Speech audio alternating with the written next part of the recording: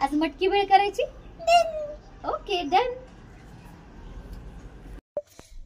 चला तर मंडळी, आज आपण करूया मटकी भेळ। मस्त पावसाचं वातावरण झालंय, मटकी भेळ अगदी चटपटीत मटकी भेळ करून मस्त एन्जॉय करू। चला तुम्हाला दाखवते, या।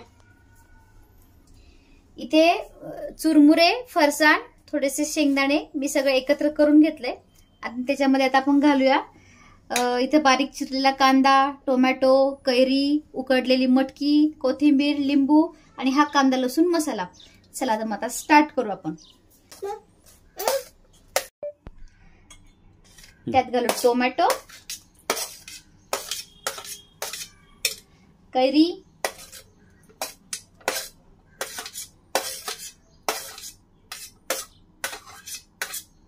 आणि आता हे छान असं मिक्स करून घेऊया।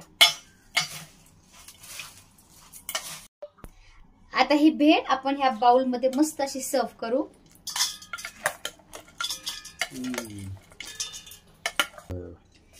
याच्यावर घालूया मस्त अशी मटकी।